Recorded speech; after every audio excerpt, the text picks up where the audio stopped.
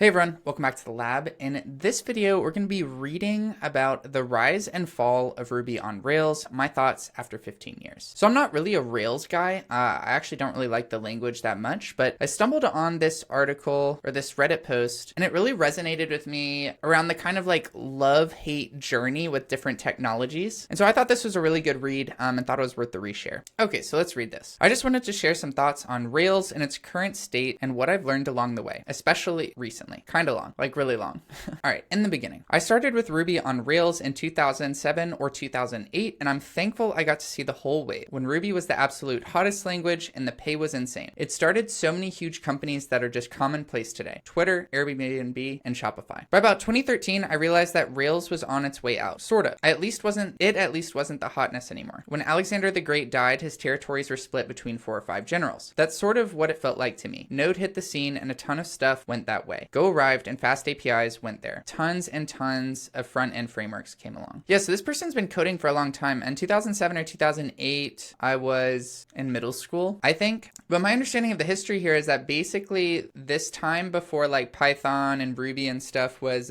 basically full of what we would consider like very enterprisey languages. Like Java was hot, C#, Microsoft integration, SQL Server was really big. And these were all very like object-oriented, super, like they're strict types, but they're also not strict, right? We got like so many nulls in the systems. And this is the time when like enterprisey, like factories of factories of factories, like that meme about Java was kind of like big. And so I watched this video recently kind of on why strict typing is coming back. And I would say strict static typing is better than dynamic. But at the time when these dynamic languages were coming out, static typing was definitely getting in the way. The way people were coding was like so convoluted that you couldn't code anymore. And so that's why this stuff got really big from my understanding. And that's why when you kind of, at that time, if you were innovative, you probably were using these dynamic languages. And even today, a lot of people are using Ruby on Rails and Python. Now, about 2013, I had just graduated high school. So starting like computer science courses in college. And this was an interesting time because some of my classes were in Java and we were building like desktop applications kind of in Java. And then some of them were in Python, which is like the more dynamic version of this stuff. But I think I really started to learn my own stuff, projects on the side. And in all of those projects where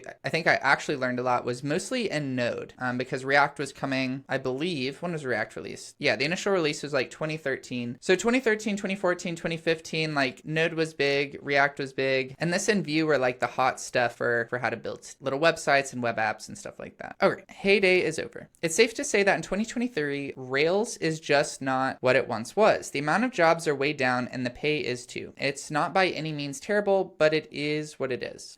I don't know if this is true, which we might get to later in the post, but I'll say that in my recent, I've done 2 job searches in the past year, one late last year and then one in the middle of this year. And I'll say that basically the top job offer I was given that I turned down was for Rails.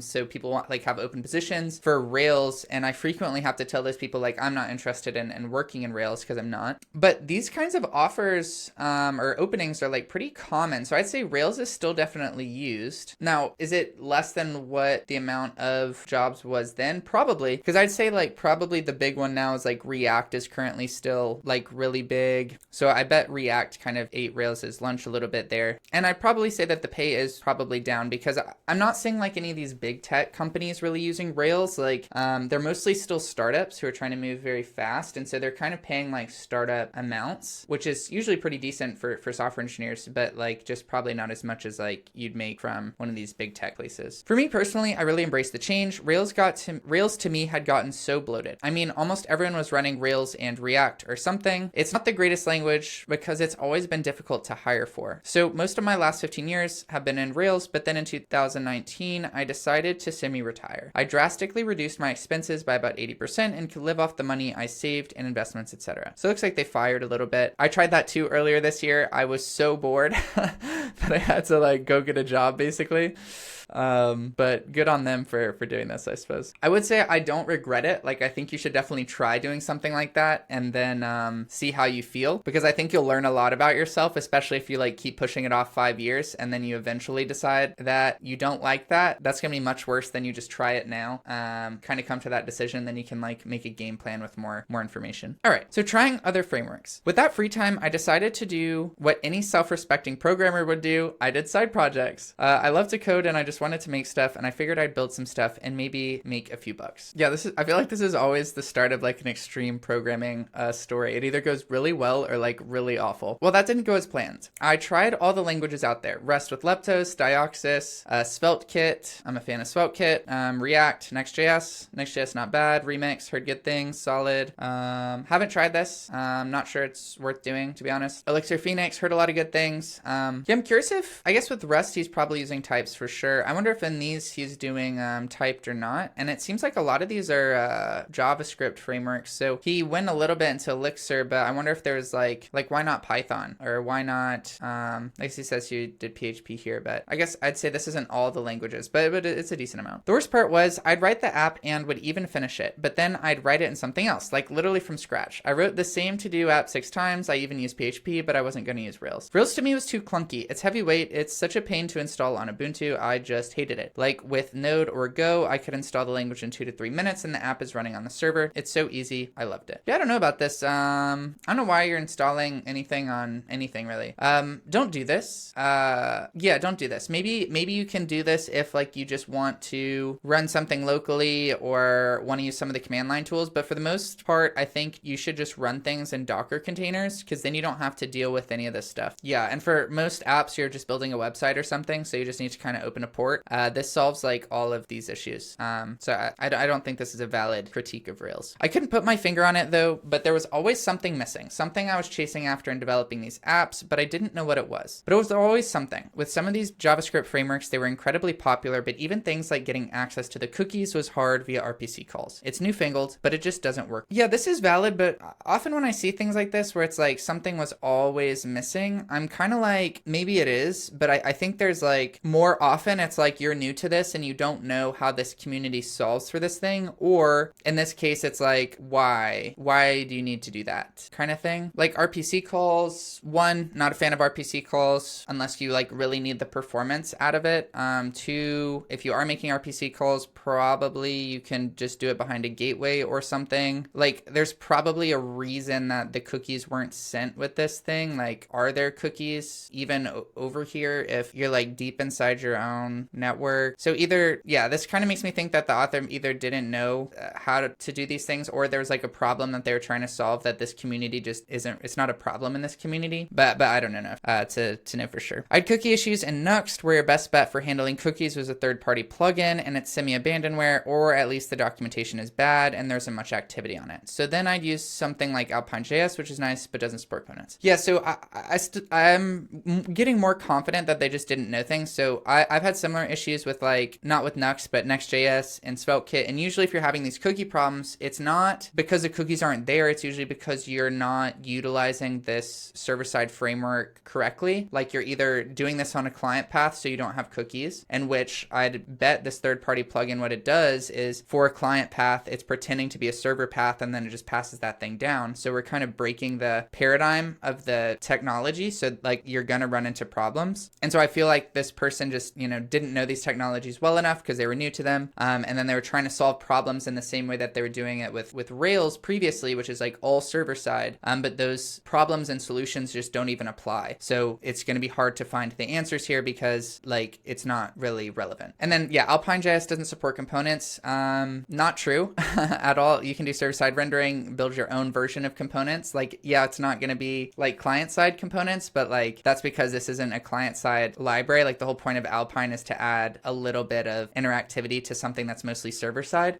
So again, just I think was just not comfortable with the paradigms of the technology, and so is trying to make the technology do things it wasn't really suited to. But I think this happens all the time. So it's fair points, but just that's probably why they're running into this. As a programmer, this really just ate my soul. Why is this stuff so freaking hard? This shouldn't be. No, I will say while I'm like kind of bashing that these problems aren't really real problems, I will say that I've had similar things, and you do run into this all the time when like you go into new technologies, because it's like you have to like get a new mental model for this whole ecosystem. Like a lot of the things that you have come up with previously in other technologies and other paradigms, like a lot of them still work. So you kind of get this false confidence that like more of this stuff still applies than actually does. And so that's when you kind of like are tripping over yourself with like cookies and a, client side framework and all sorts of things like this, because you're just applying what you had previously, but it just doesn't, it's not quite a good. But, you know, this happens to everyone. And, you know, I've also done my share of like trying new technologies to solve this stuff. Like front end, I still hate front end. And most of it's not because like I don't like the end product of front ends, but it's because a lot of the technology used to build front ends are like very kind of clunky from my perspective. Like it's not good type safety. There's all sorts of like weird escape hatches you have to use to just get something simple to run the way it's supposed to. And so I've also gone through this of like, I'm probably just doing it wrong, but like it's been years and it's still clunky. So understand this journey. I see people are bashing on Ruby on Rails a lot. I've stupidly got into plenty of arguments online because I've seen so many people who are just bashing the crap out of Ruby on Rails. Twitter made a mistake using it. So did Shopify. There are so many better options, blah, blah, blah. That was just ridiculous. Rails built so much of the Web 2.0 world and was a spaceship compared to the horses that came before it. You could build a whole app in the time it took you to get your J2EE app set up. I think this is like one of the old Java like web frameworks. And this is what I'm saying is like when Rails came to the land, like enterprise was basically the way everything was built. And it was built pretty awfully.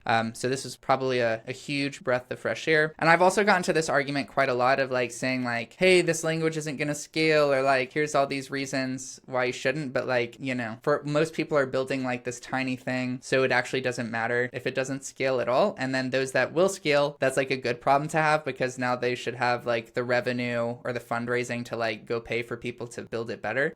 So it just doesn't necessarily apply in a lot of business cases. A little bit of hope. So recently I've watched some of DHH's posts and talks about how great Rails is, and it felt like a man kind of holding onto a sinking ship. Mostly because the world has migrated away from Rails, and there are a lot of criticisms I've seen on how Hey is pretty clunky to use versus native apps or even JS-based apps. I haven't used it, so I can't talk about it, but DHH said something recently that made me think. He mentioned that since Twitter switched off of Rails, their feature development stagnated. I'm an anti-microservice person already, but in thinking about that, honestly, Twitter has hardly added any features in the last 10 years. And I don't know exactly how much their transition saved them financially as they're spending billions on cloud hosting. Yeah, so okay, DHH, I don't know his real name, but he's like the founder or something of Hey, which built like Basecamp and stuff, and I think they created Rails way back in the day, and so he's kind of like most languages have like a few people that are like the, you know, unofficial CEOs of the language. They're the ones that are building the new features, creating the visions for it. They're like doing that stuff for F#. It's like Don Syme. He's like that for Rails. He's like the godfather of it. I like Linus Torvalds for Linux, I guess. He's that to Rails. Now he does talk about Rails a lot, and I love his one post on like the one-man app, but a lot of his stuff is also like kind of like inflammatory. So, you know, I'm not totally on board of what his stuff is, but I do think his ideas that like, you know, building something that's not perfect, but allows you to kind of ship faster is important. And it's something that often gets overlooked, especially in my experience as like software engineers get more senior. If they don't go like manager route, they usually get more like pronounced into the tech side of things and like kind of often forget about like the whole reason we're doing this is not to write good code. It's actually to like write good apps. And so I think there's a point here about that. But I think another misconception here is that like, okay, Twitter has hardly, you know, added any features in the last 10 years that you've seen, but I bet they've actually added a lot. So, you know, a lot people could say the same thing about Instagram, right? Like aside from Reels, which came out a few years ago, like Instagram hasn't changed much. Like obviously if you look at it back in 2000, whatever, when it was created, like it got nicer. But as soon as like the photos kind of fit the 3x4 thing, it hasn't changed much really in the past like 8 years or whatever. So what have people been doing? Has Instagram stopped hiring people? And it's like, no, they've actually hired way more people. And a lot of work is going into making things act the same but better. So for instance, everyone's like, Instagram's never down. And I'm like, no, I worked there for 3.5 years. Instagram's always broken, but they've built so many fallbacks that you don't actually feel like it's down. That took so many engineers' time, years of engineers' time. The way that you can scroll on Instagram and basically never see loading, that is so hard. Like, you know, and when you actually notice that the things are loading, you get mad.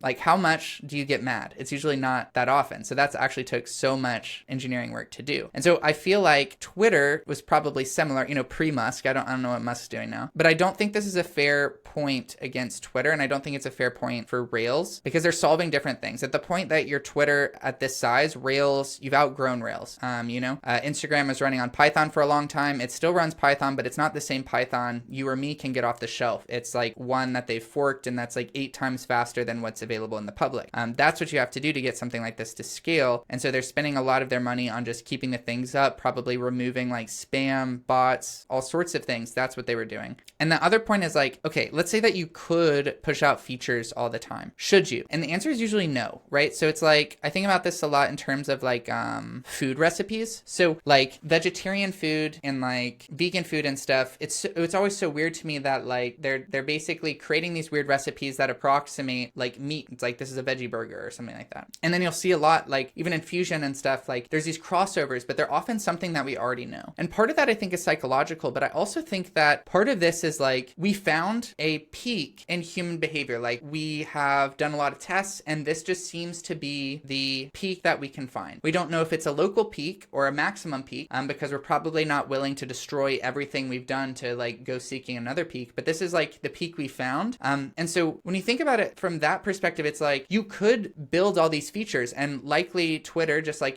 Instagram was, is, you know, actually experimenting. Thousands of experiments are being run all the time. You just don't know that. But the overwhelming majority of data is usually going to come back and push you towards some equilibrium. And so the app that you're seeing in many ways is just like, has been heavily tested. And that thing that you're saying, oh, it's so boring, it hasn't changed, is because like they've tested a lot of different variants and like that's the best one. So like, yeah, they could go break it and like do some wild, you know, trendy stuff. But like, if the data says it's not good, like, should you? And the answer is often no. So I understand what the guy's saying here, but, or the person saying here, but I just don't know if I totally agree. Oh yeah, last one on this is like moving from the cloud to self-hosting. I do think for some people, this makes sense, but I would say the vast majority of people are still better off in the cloud. And I would say that a lot of the current things we're getting back, like DHH, etc., have like moved there. Musk just moved Twitter off the cloud. You know, they're saying that they're saved so much, but they've only saved currently the easiest thing to measure, which is what is my cost to run these things. The whole reason we went to cloud is because you basically pay a premium to not worry about all this other stuff. And some of that other stuff includes like people, like software engineers, SREs that need to like keep all these data centers online. And then depending on how hands-on you are with your own racks, like you might also need all sorts of like other maintenance people and other costs. And so I'm still very skeptical. Like I think everyone's telling the truth and that they saved 40%, 60% off their cloud bill by like moving to self-hosting. But I think they're missing like a large part of that calculation, which is like, how much did your other costs raise? And so what I want to do is basically in 3 years time, I would love to get some posts from these people, you know, showing what the actual costs of that were, because I have a feeling that a lot of these people that went away from cloud are going to be back on cloud pretty soon. Okay, giving Rails another shot, and it all makes sense now. So after recently having rewritten an app again in yet another language, was another language, is mostly JavaScript from what it looked like, I figured I'd give Rails a try again. I used 7.1,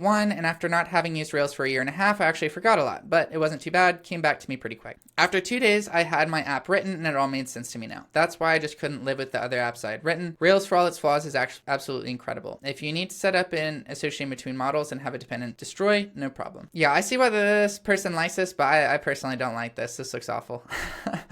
But, you know, subjective, I guess. That's it. I was doing the same thing in Node with Prisma, and my God, it's a pain. Probably is a pain because this is weird. Yeah, that's, I don't know. This seems like a weird thing to do. I've heard good things about Prisma. I like Entity Framework, similar thing for C#. So I don't know. I did 20-line query in Prisma that was reduced to 2 lines in Rails. I realized I was miserable with these other languages because it takes so much extra typing.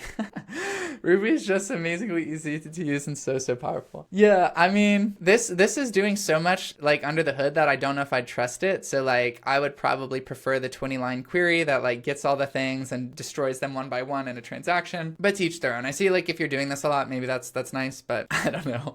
I don't know about this. Another thing I struggled with in these other frameworks was how to get the current user. You'd need middleware, and there were problems with that half the time. I'd have to add it to the request object, and in some of the JS frameworks specifically, you'd get different request objects at different times, so your data wouldn't be there. With Rails, I just create an admin controller and have a current user method there and make my other admin controllers descend from it. It's so freaking easy, so easy. I feel like someone who's been lost in the woods for months, and now I've made it back to civilization, and I'm not struggling to get the bare necessities anymore.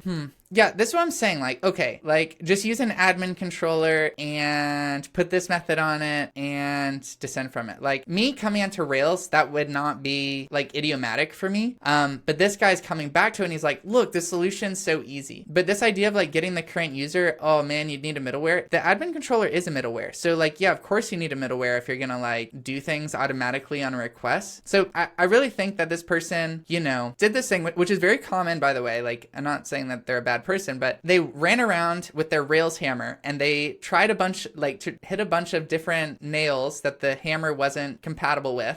Maybe it's a Rails like screwdriver. They tried to go and hit a bunch of nails with the Rails screwdriver and they're like, oh man, this sucks. I can't do it the way I want to. And now they're back in Rails and it's like, everyone else is dumb because my screwdriver doesn't work. And it's like, you know, yeah, it seems like you just didn't get to know the thing and you didn't pick the right tool for it and use it. So that's my read here. Also now with really nice turbo integration, you really don't need a front-end framework. You might need jQuery or Alpine.js for some really complex forms, but for most pages, it really behaves like a spa out of the box. Yeah, I think I'm currently looking into this for F# and I'm just doing like server-side rendering, and I do think this is going to be the new wave. We're seeing it with HTMX a lot in the Django community. I've been seeing a lot with F#, and it really does make things a lot simpler.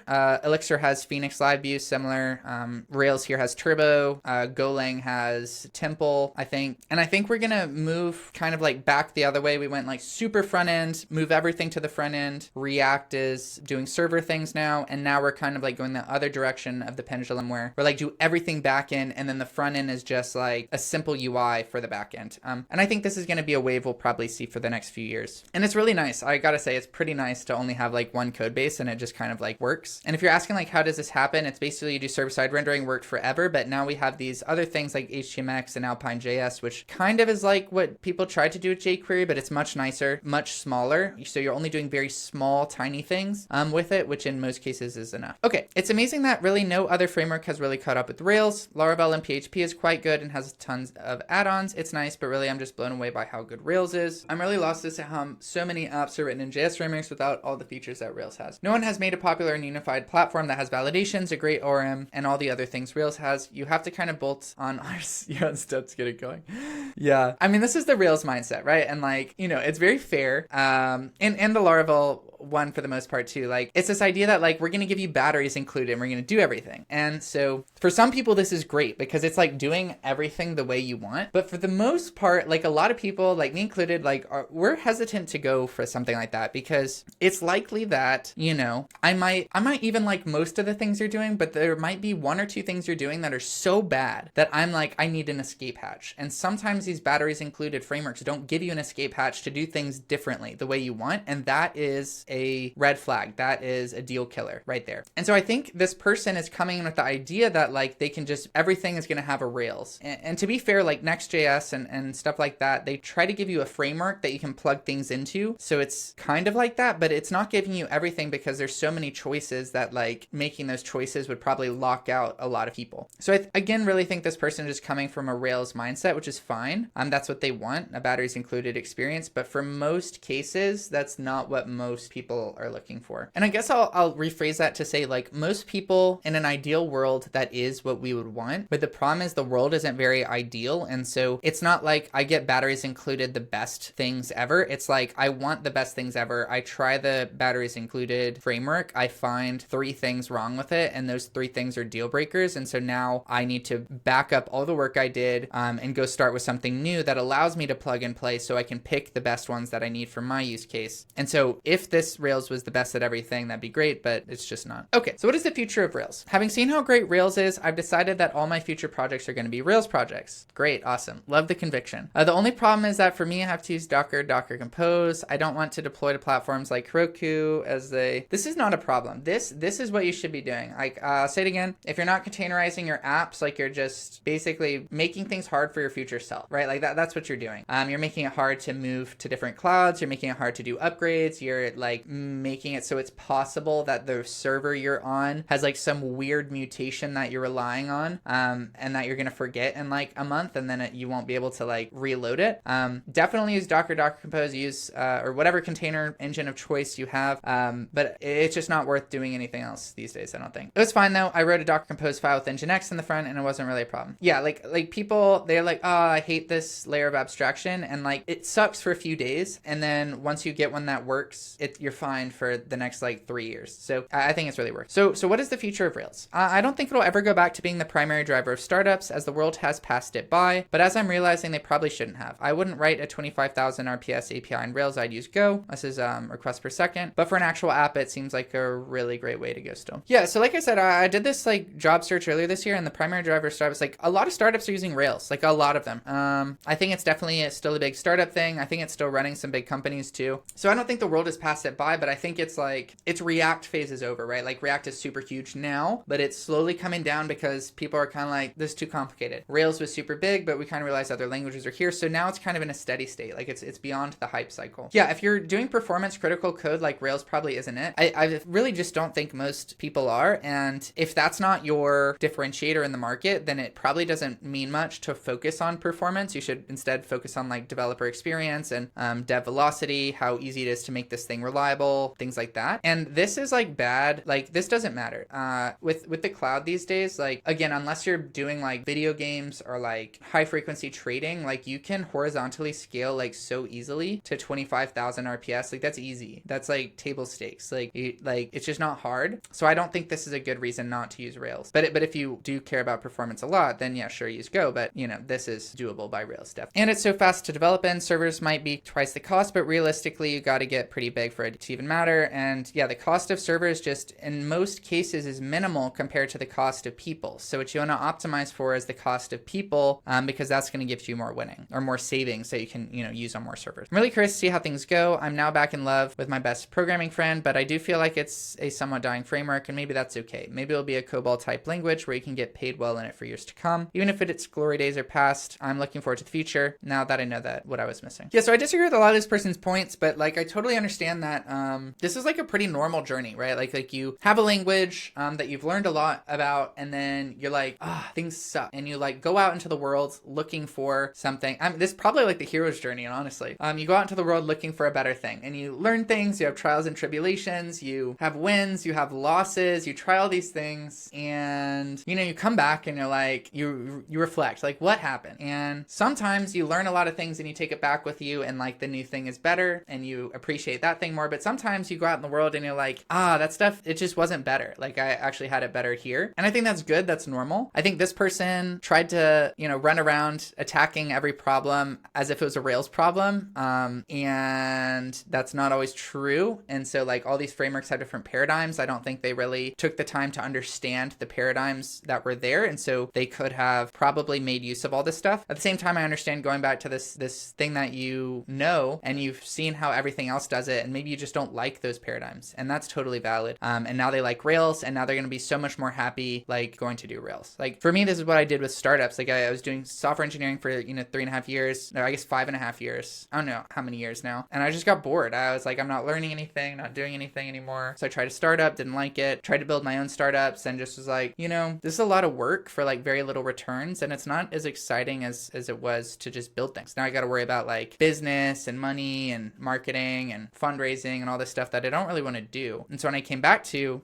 software engineering again, which I guess is like my Rails, I was like, honestly, I underappreciated what this kind of was and how much I enjoyed this thing. And now for the, rest of my years that I want to be a software engineer, I'll take that with me because I have that confidence that like, this is actually a better fit for me than it. I'm not looking for alternatives because I tried a bunch of alternatives, and actually this one's pretty good. So anyway, this was another really long post. I don't know if y'all guys like me reading all of this, but I thought it was pretty cool. A little hero's journey of Rails. Good discussion down here too. So I have it linked in the description if you're interested. The whole idea of like, is it a dying language reminds me of F# a little bit, which isn't great, but I think this is a pretty authentic take. So I'll end this here. Thanks for watching, and I'll see you in the next one.